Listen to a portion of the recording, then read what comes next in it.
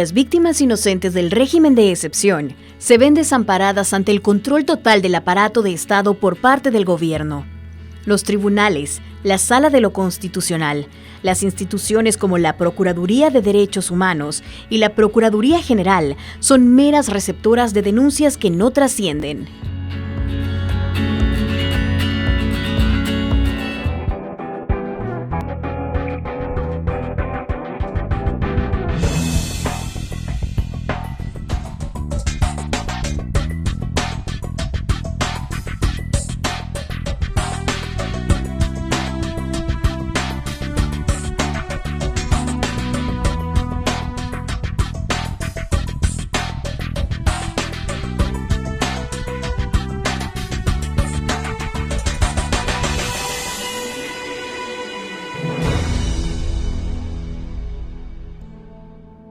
El informe sobre las violaciones a derechos humanos durante 2022, presentado por el Observatorio Universitario de Derechos Humanos de la UCA, hace un recuento de lo sucedido en ese año y pone en evidencia que el régimen de excepción, que sigue vigente en 2023, ha dejado a su paso miles de víctimas, que siguen extrañando y preguntando por sus seres queridos, detenidos de forma arbitraria durante esta coyuntura especialmente complicada para la gente más pobre del país, que está viendo cómo sus familiares inocentes están pagando delitos que no han cometido.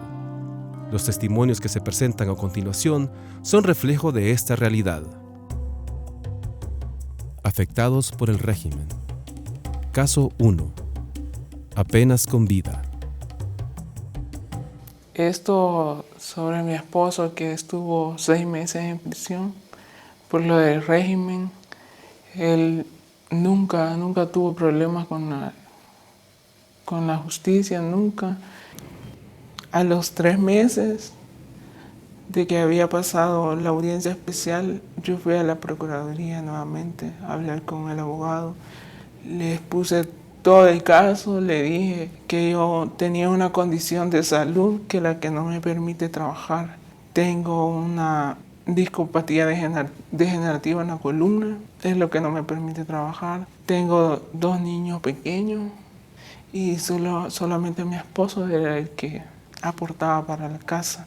En esa desesperación yo decidí asistir a Derechos Humanos, que me ayudaron. Fui a Derechos Humanos y me atendieron, me dijeron de que me iban a averiguar sobre el caso. Me dejaron un tiempo para que volviera. Seguí insistiendo en la Procuraduría que me ayudaran con otra audiencia especial y no quisieron. El abogado no quiso.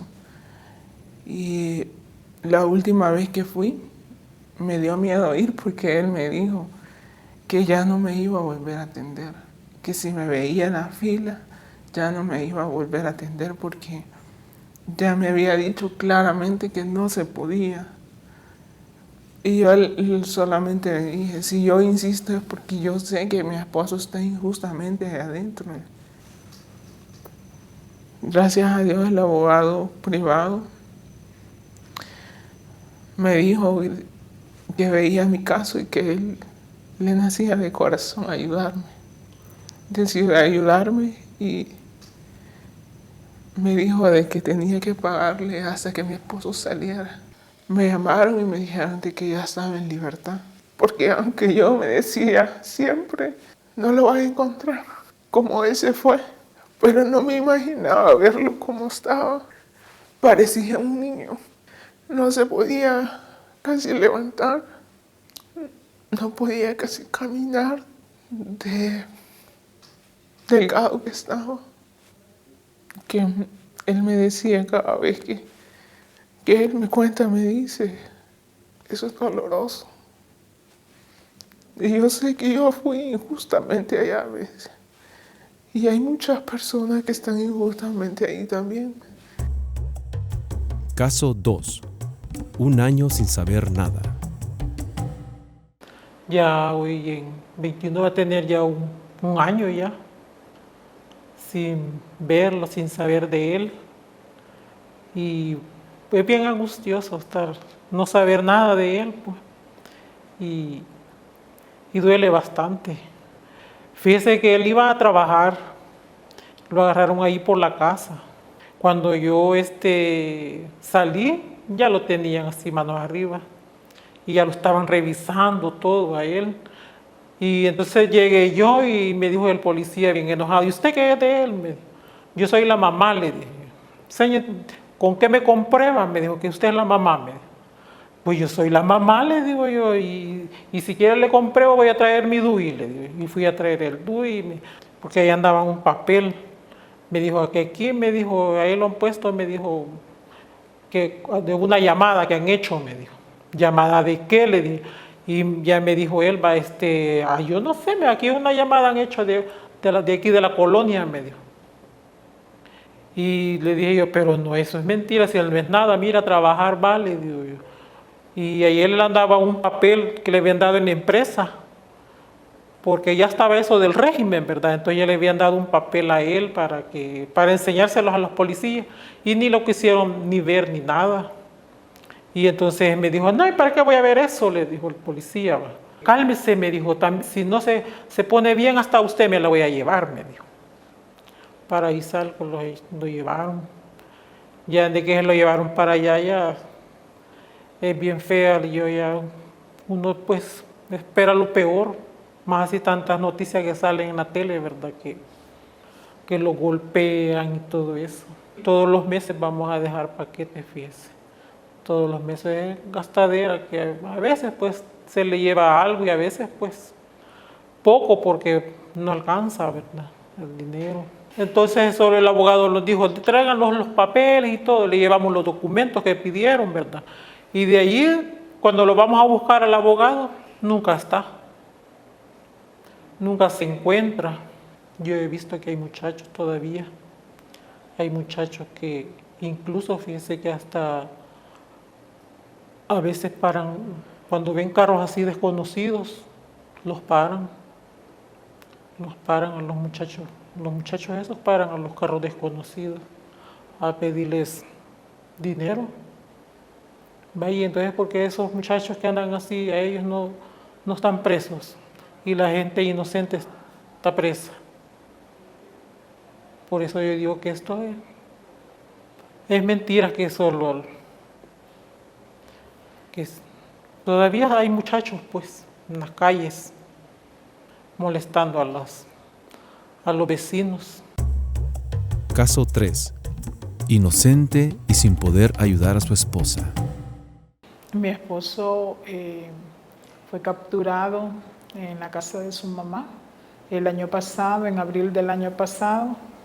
Estaba él arreglando el techo de la casa de su mamá y solo llegaron sin orden de nada, ni de la fiscalía ni del juez, y se lo llevaron y pasó que todo el año pasado y nosotros no sabíamos cómo estaba, nada. Nos ha costado un mundo para que dieran audiencias de revisión de medidas por el caso, ¿verdad? Especial, y al fin la concedieron y el señor juez resolvió que sí daba la salida, porque él daba la libertad porque no quería violar mi derecho a la salud. La fiscalía apeló, entonces ellos se opusieron, no sé por qué, ¿verdad? Ellos se opusieron y el caso se fue a la Cámara. Entonces la Cámara lo que dijo fue de que como él no era él el enfermo, mi salud se está deteriorando cada día más. Entonces a mí me urge, yo entre más día y entre más se atrasa el proceso, mi salud está más en riesgo, porque el gobierno se opone a que ellos salgan. O sea, aunque sean inocentes, los quiere tener ahí para mantener su credibilidad ante el mundo, pero eso no es así. O sea, está haciendo pasar inocentes por culpables. La Procuraduría no hizo nada más que atacarlo a uno, lo atacan como que si uno fuera familiar de pandillero. O sea, para ellos todos son pandilleros y no hacen nada. Ellos no hacen nada, es mentira. Ellos dicen que van a ayudar a la gente, pero es mentira, no hacen nada por nadie. Se esconden cuando lo llega a buscar o les salen enojados, le dicen un montón de cosas a uno.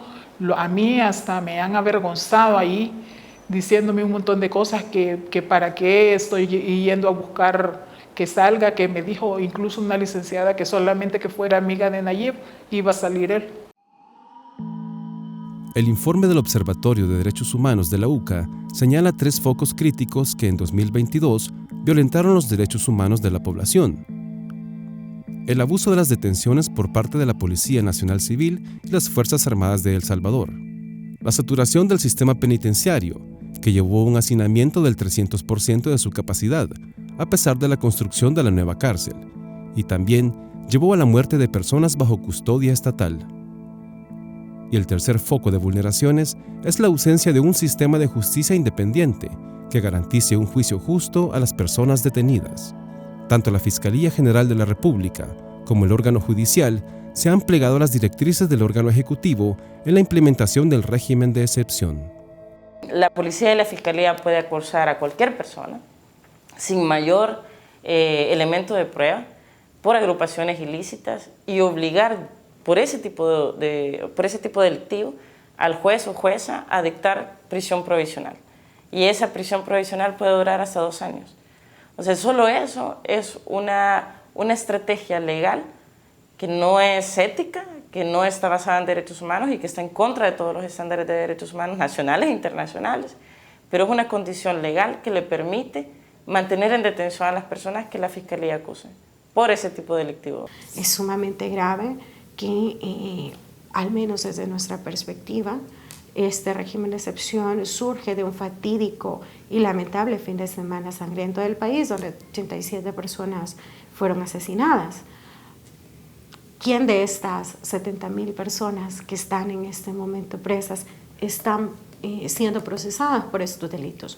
No lo sabemos, de forma tal que esta dicotomía que tenemos que ceder nuestros derechos para tener seguridad y justicia tampoco es cierta, porque el luto de estas 87 familias pues todavía sigue, ¿verdad? Y ellos no tienen o ellas no tienen a una persona identificada o en posible vía de ser sancionada por parte del Estado. Entonces,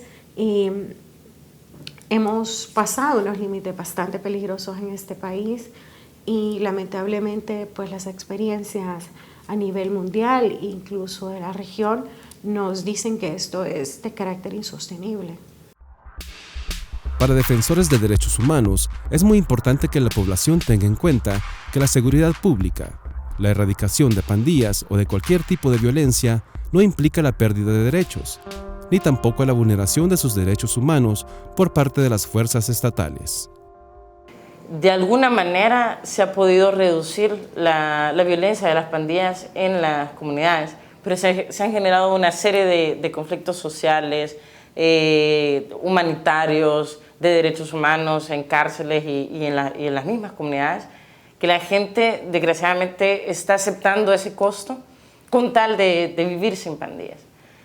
Entonces, ese elemento para mí es favorecedor para que la población siga creyendo y se crea ese cuento de que hay que restringir derechos y hay que ser represivo para garantizar para garantizar un derecho mayor o comunitario o para lograr solventar un problema. Necesitamos tomar acciones y no se están realizando. Entonces, la dinámica actual también, que sabemos que hay una concentración del poder, hace que hay una vulneración a los derechos humanos. Entonces, en la medida que esta situación no cambie, que el poder no se desconcentre, que no existan esos pesos y contrapesos, lamentablemente no hay un panorama prometedor o esperanzador para la protección de derechos humanos. Y sin embargo, eso no implica que por eso mismo no vamos a seguir denunciando ni vamos a seguir exigiendo ese respeto a los derechos humanos. En mayo de 2023, la organización no gubernamental Cristosal reportó que entre el 27 de marzo de 2022 y abril de 2023, 153 personas perdieron la vida bajo custodia estatal durante el régimen de excepción. La situación de los derechos humanos en El Salvador sigue siendo un tema de preocupación para las organizaciones no gubernamentales, nacionales e internacionales, quienes hacen un llamado al gobierno de El Salvador para que suspenda el régimen de excepción y que las fuerzas estatales dejen de encarcelar a personas inocentes que pagan con torturas, sufrimiento y hasta con su vida esta lucha contra las pandillas, que según el mismo discurso del gobierno ya no dominan el país.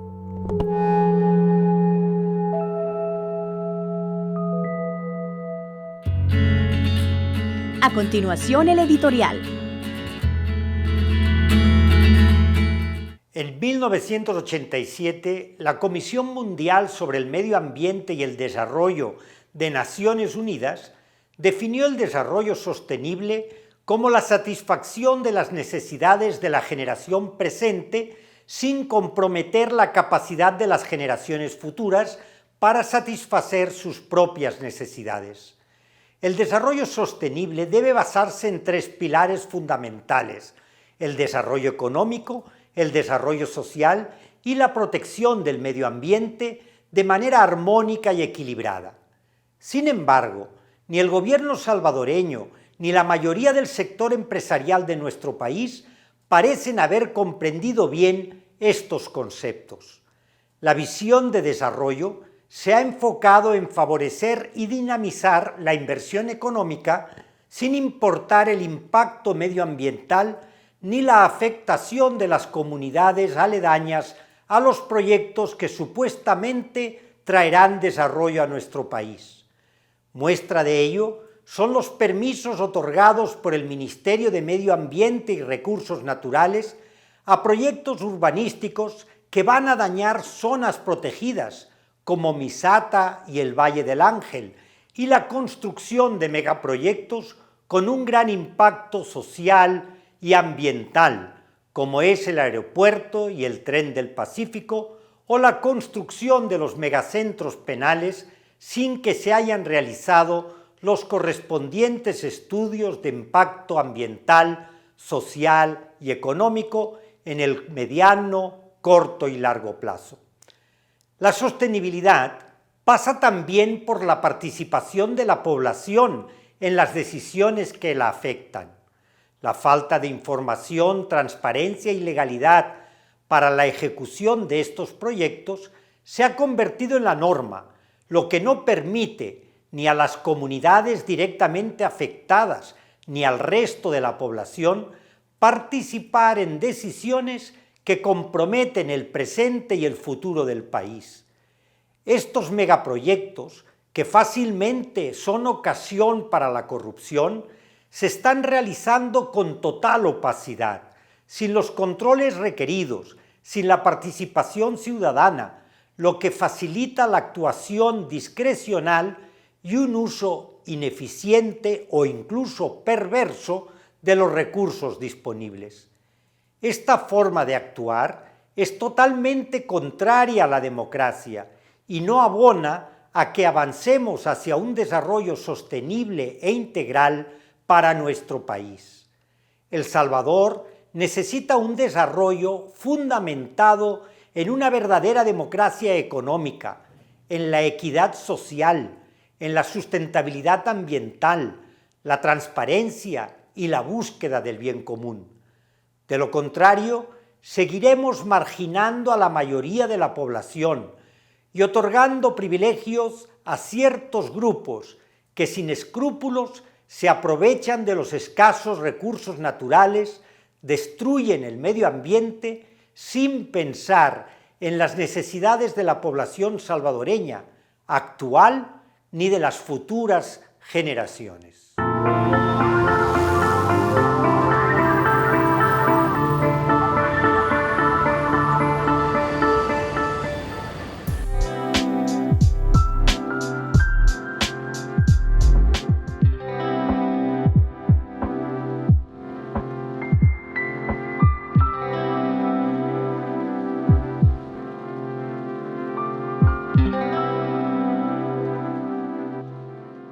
Hola amigos y amigas, bienvenidos a la sección de la entrevista de su programa Miradas, un programa producido por Audiovisuales de la UCA.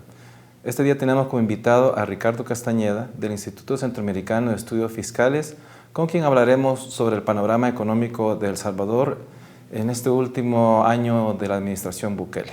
Bienvenido, Ricardo. Un placer estar con ustedes. ¿Cómo estamos? ¿Cómo está el país en términos económicos? La gente ha sentido así un poco duro este año, pero en términos técnicos, en términos de investigación, ¿cómo está el país?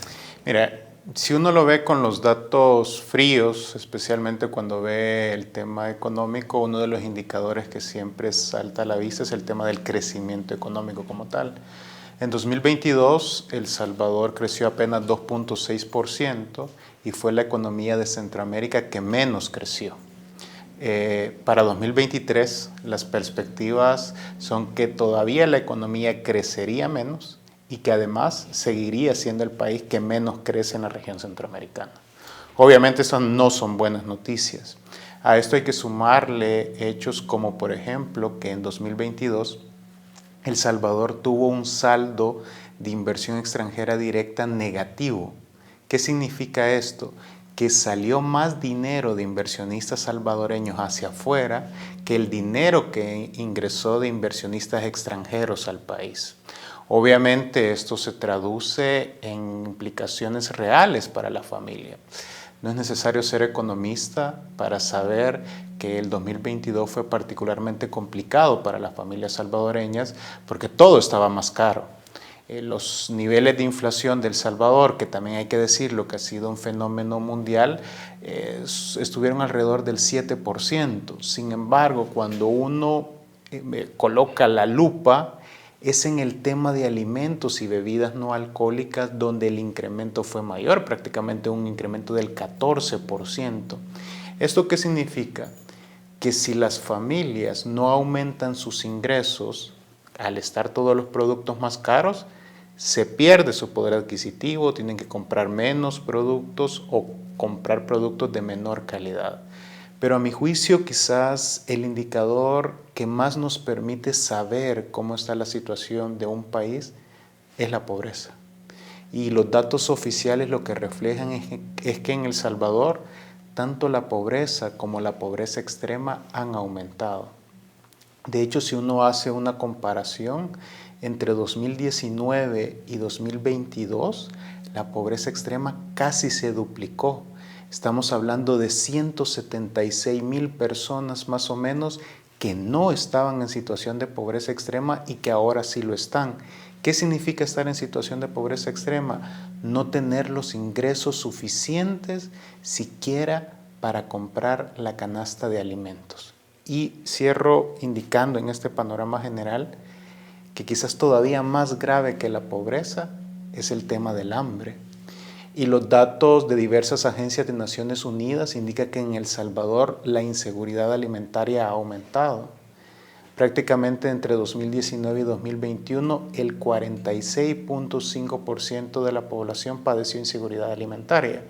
En otras palabras, la mitad de la población no comió lo suficiente o incluso en algunos casos no comió nada. ¿Por qué está sucediendo este déficit? Mira, digamos, uno puede explicar esto a partir de fenómenos externos. La pandemia del COVID-19, que pegó particularmente en 2020, el conflicto Rusia-Ucrania, que esto provocó también un aumento de precios. Pero en realidad este fenómeno también ha afectado a todos los países del mundo y no en todos los países del mundo estamos viendo el aumento de pobreza, pobreza extrema, aumento del hambre. Entonces hay factores que solo pueden ser explicados internamente y estos son el tipo de políticas públicas que se están echando a andar.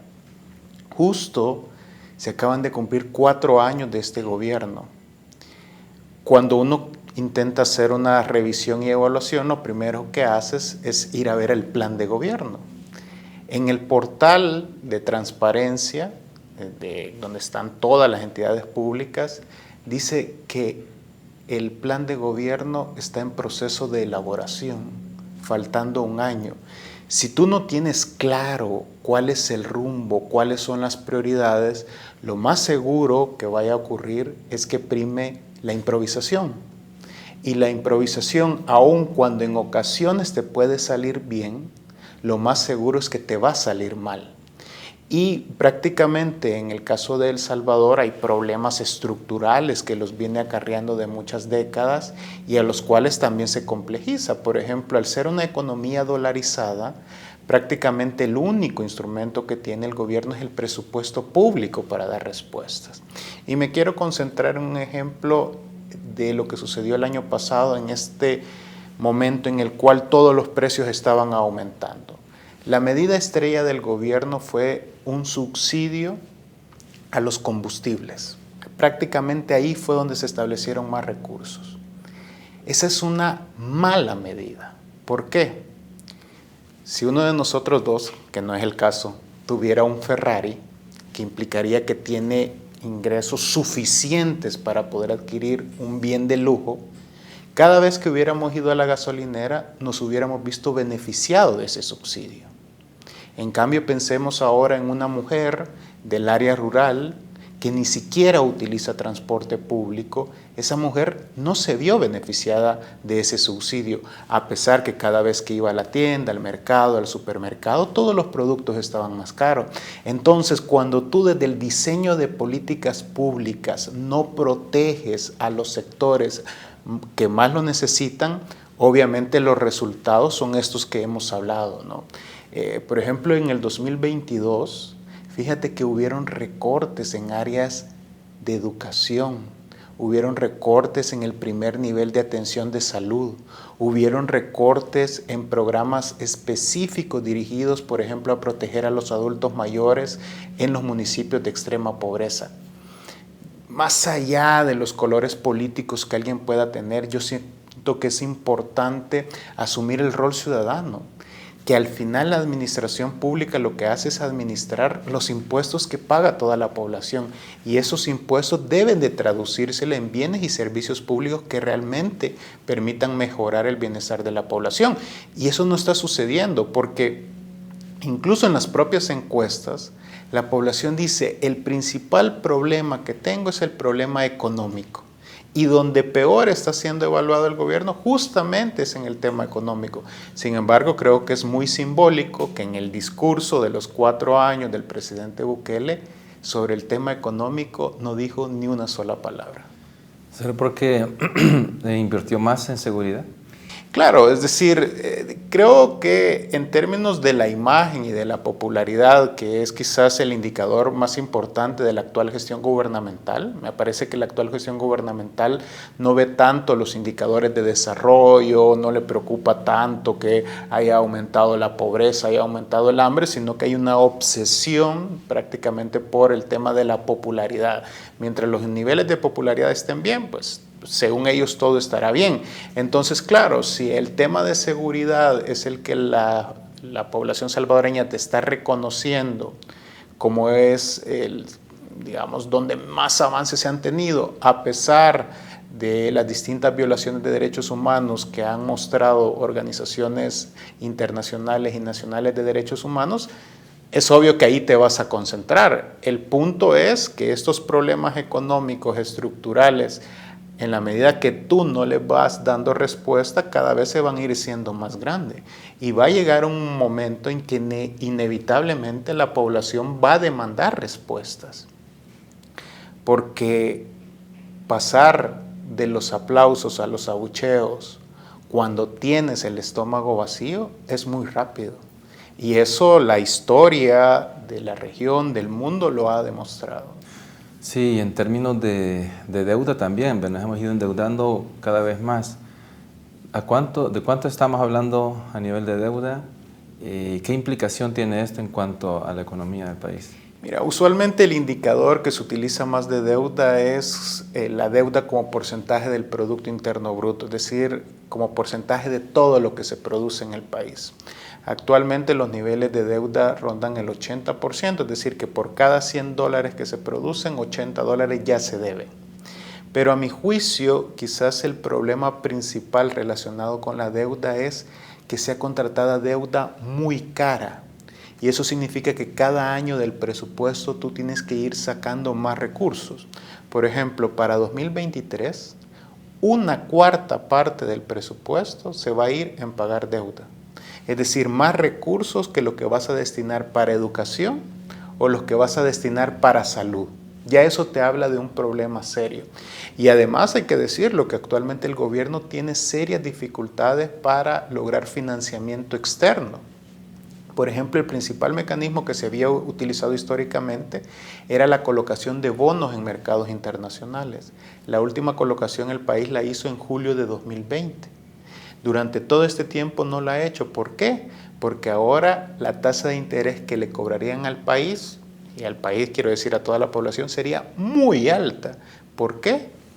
Temas como el debilitamiento democrático, temas como no tener claridad de una estrategia y un plan de gobierno y un plan fiscal, temas como la ley del Bitcoin, temas incluso relacionados con la reelección presidencial, que esto genera mucha incertidumbre en los mercados, son factores que han provocado esta situación. Y fíjate que esta última colocación que mencionaba, que se hizo en julio de 2020, fue de $1.000 millones por un periodo de 32 años, a una tasa de interés de 9.5%. Solo por ese monto de deuda, cada año hay que pagar $95 millones en intereses desde el 2021 hasta el 2052. Eso prácticamente representa el presupuesto de la Universidad de El Salvador, que es la única universidad pública, como para dimensionar los costos altos que se tienen cuando tú no gestionas bien la deuda pública. Si el gobierno quisiera mejorar la situación del país desde la canasta básica, ¿verdad?, ¿qué acciones se pudieran empezar a ejecutar? Mira, yo creo que hay acciones que podríamos establecer de corto, mediano y largo plazo. Todas estas obviamente tienen que estar por una cuestión, una sombría grande que es un plan, ¿no? Un plan de gobierno bien diseñado, con metas, costos, fuentes de financiamiento. En lo inmediato, considerando de que hay una crisis realmente relacionada con el tema de pobreza y hambre, es asegurarle a estas personas que tengan los recursos o los alimentos para que puedan sobrevivir. Y esto pasa por programas de transferencias monetarias directas o por entrega de alimentos. Porque, digamos, no puedes esperar tú a que la economía crezca dentro de 5 o 10 años porque hay una realidad concreta que debes de atender. Luego pasan por políticas de transformación productiva. El tema de la crisis de alimentos no se va a terminar este año. Es algo que las previsiones muestran que va a ser una situación mundial. Entonces tienes que prepararte especialmente desde el Ministerio de Agricultura. Obviamente no puedes aspirar a producir de la forma como se producía el siglo pasado. Y ahí entran temas como innovación tecnológica, el tema de la investigación, que deben de ser claves en todo este marco.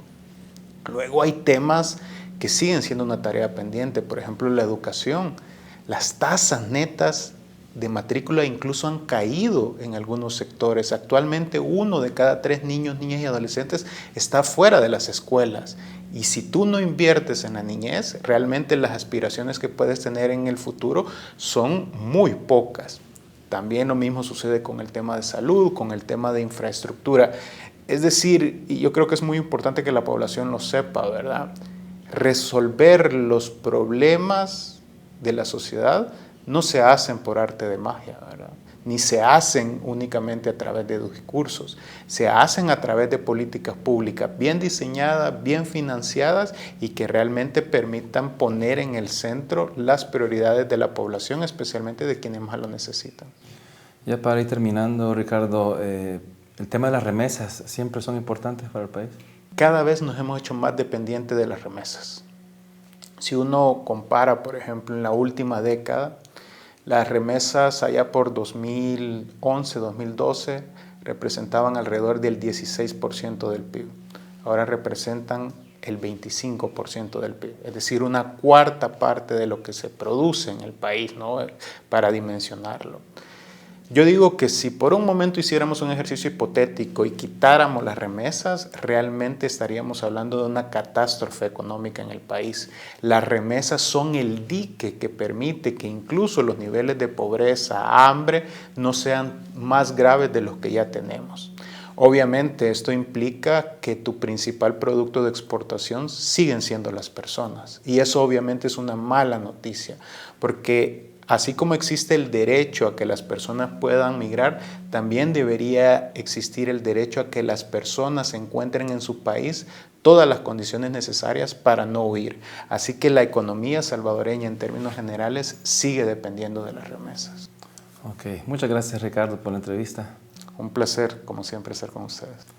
Y gracias amigos por su sintonía. Nos vemos en la próxima.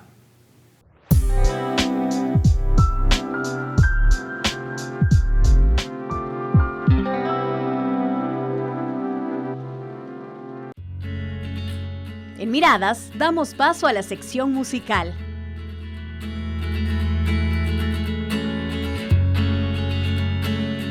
Muy bien, muy buenas noches.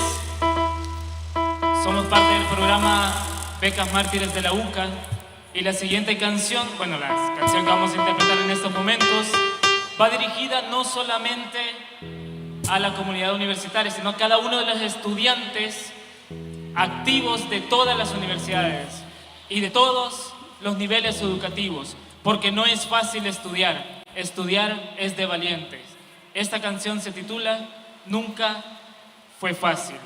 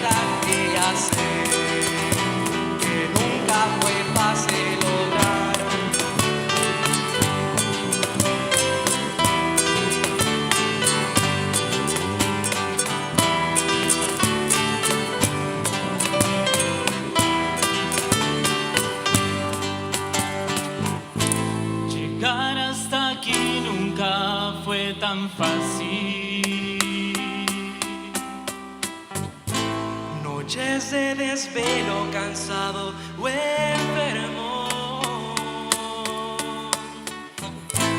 pero el esfuerzo ha valido la pena.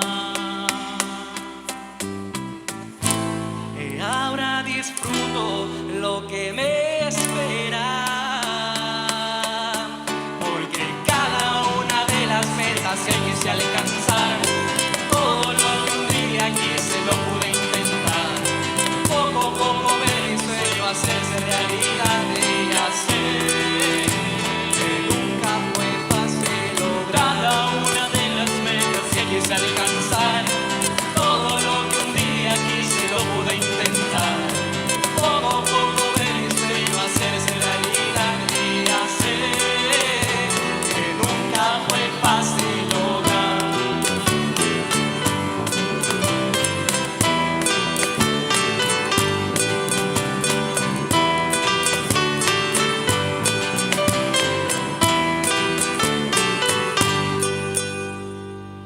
Gracias.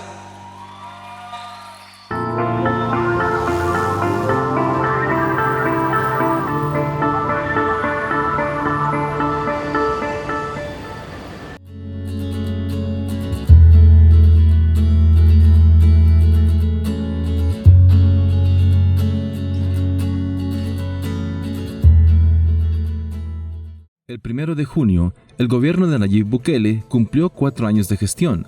Entre tweets, gorras, youtubers, surf, bitcoin, militarización, acusaciones de corrupción, faltas a los derechos humanos, negación y manipulación de la historia nacional, suspensión de garantías constitucionales con el estado de excepción, detenciones arbitrarias de personas inocentes, muertes en centros penales y reelección inconstitucional. Sin embargo, ninguno de estos temas fue abordado por el mandatario al rendir cuentas en la tercera sesión plenaria solemne. Bukele enfocó su discurso en 3 anuncios específicos.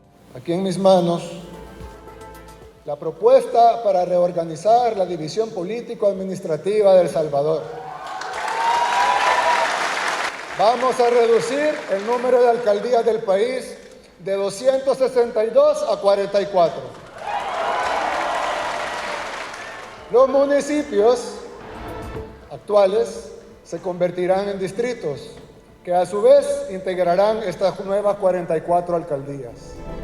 Es decir, ya no tendremos 262 alcaldes, ni 262 consejos municipales, ni todos los demás colaboradores de confianza que tienen, ni síndicos, suplentes, tesoreros, gerentes, asistentes.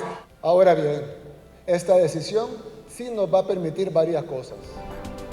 Reducir la carga presupuestaria que implica mantener 262 alcaldes con sus concejales, suplentes, síndicos, secretarios, asesores, tesoreros, directores, gerentes jurídicos, jefes de prensa, financieros, etc.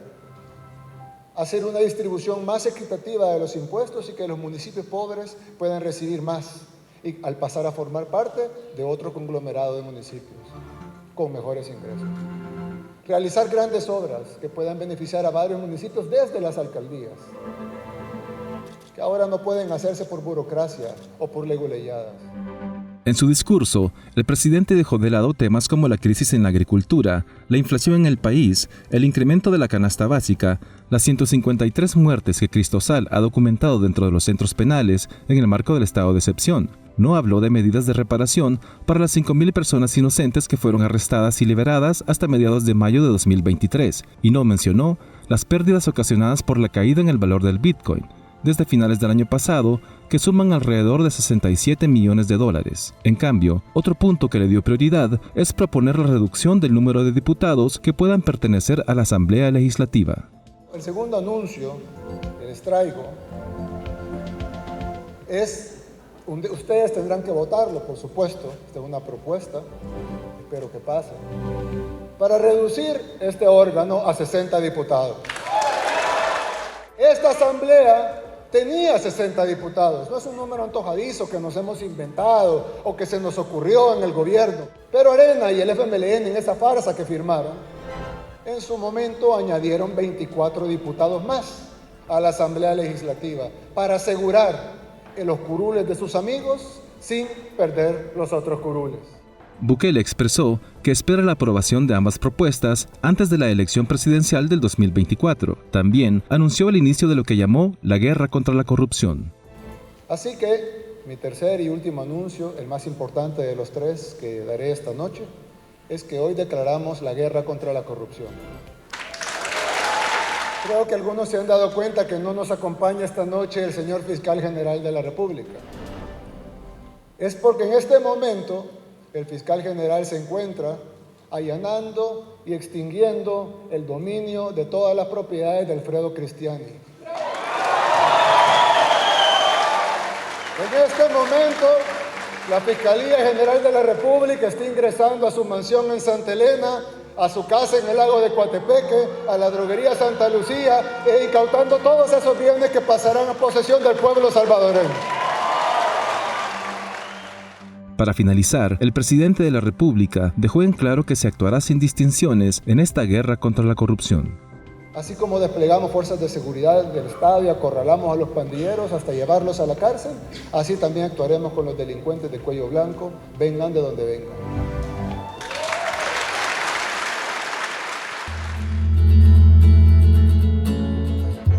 Representantes de la Alianza Nacional El Salvador en Paz, junto a otras organizaciones sociales, se concentraron en el Monumento a la Constitución para dar un balance de los 4 años de gobierno del presidente Nayib Bukele. Están potenciando más las fuerzas militares cuando, después de los acuerdos de paz, la seguridad pública recae sobre la Policía Nacional Civil. ¿Qué podemos hablar si hay un rompimiento al orden constitucional?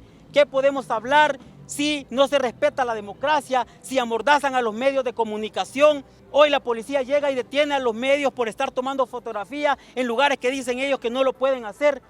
Eso no es un país de avance, no son 4 gobiernos de avance, esos son 4 años de grave retroceso a la democracia de nuestro país. Y esa es la realidad que estamos viviendo con víctimas inocentes bajo un régimen de excepción. Más de 20,000 capturas, y eso no lo decimos nosotros, el mismo gobierno lo ha salido a reconocer que ellos han cometido graves detenciones. Por su parte, el vocero del Movimiento de Trabajadores de la PNC se refirió a la reelección de Bukele para las próximas elecciones del 2024.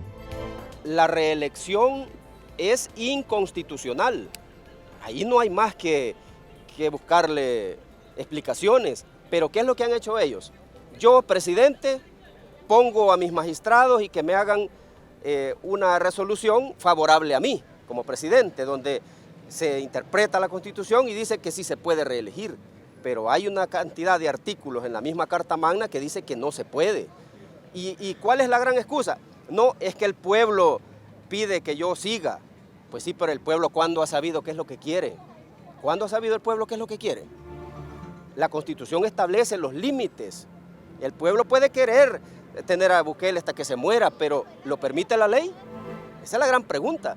Y si lo reeligen, todos aquellos que voten se van a convertir en delincuentes, porque van a estar violentando la ley. Y en el caso de nosotros, de la Policía Nacional Civil, que hemos jurado cumplir la ley, jamás debemos votar por una reelección, porque entonces nos estamos convirtiendo en criminales, apoyando un acto completamente ilegal. Mario Rendón, de la Mesa Agropecuaria, se refirió a que el sector carece de una política agropecuaria aunado a los altos costos de los productos agrícolas. Todos saben que hay un déficit alimentario este año. Eso se debe al alza de los insumos que hemos tenido durante los últimos 2 años. Y no solo de los insumos, sino también el del alquiler de las tierras. Ha subido el 100%. Una manzana de tierra valía alquilarla $100, hoy vale 200, el doble. El quintal de sulfato valía $11, hoy vale 32. Eso ha hecho que muchos agricultores, en vez de hacer 2 manzanas, hacen una, en vez de hacer una, hacen media. Debido a esta crisis de precios que hay, ¿a qué llegamos ahora? Llegamos a que hay un déficit de 8 millones de quintales de granos.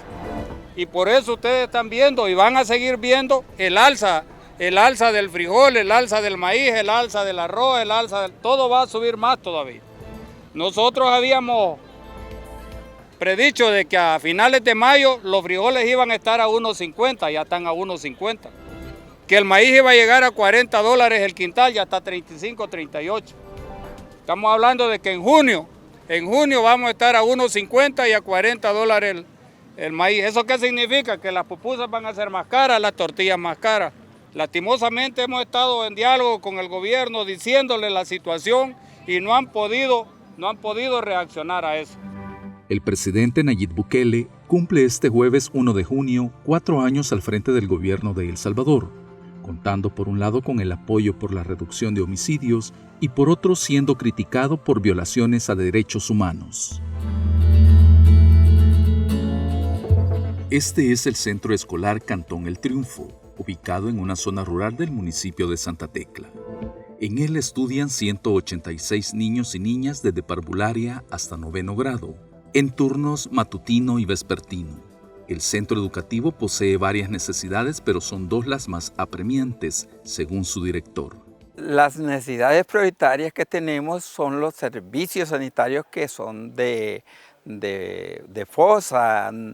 Pues nunca hemos tenido un una ayuda para mejorar los servicios que sean lavables. Eso, tenemos muchos problemas con los niños de parvularia. Los servicios ya están rebalsando, ya salen los gusanos. Hemos mandado muchas cartas y no hemos tenido ninguna respuesta. Tal como lo afirma el director del centro educativo, llevan años enviando notas a la alcaldía y a los ministerios de Educación y Salud. Este último ha realizado inspecciones, pero no han servido para nada. Por su parte, el gobierno ha anunciado el programa Mi Nueva Escuela, que según la publicidad oficial mejorará la infraestructura educativa. Sin embargo, a este lugar solo llega el discurso. Nos hace falta mobiliario, como decir pupitres. Los pupitres se han deteriorado conforme el tiempo, les ha caído polilla y eso se ha comido todo lo que es madera. Entonces, tenemos muchas dificultades en eso para que los niños estén cómodos en las aulas. Tenemos el problema de los techos del centro escolar. Los techos no sirven, está podrido. Cuando llueve, se llenan el pasillo de agua y eso es un peligro para que el niño, como anda jugando, se desliza, se cae, se puede quebrar un brazo o una pierna. El gobierno ha entregado computadoras y tablet a los niños y niñas y maestros del centro educativo, pero carecen de internet. Más del 90% de los hogares de procedencia de estos menores viven en condiciones de pobreza. La agricultura familiar es la principal fuente de empleo, ingresos que no permiten satisfacer las necesidades más básicas. No se pierda la próxima emisión de su programa Miradas. Más de 17.000 siniestros viales se dieron en 2022. Los datos del Observatorio Nacional de Seguridad Vial revelan que 1.352 personas murieron el año pasado y 10.385 resultaron lesionadas.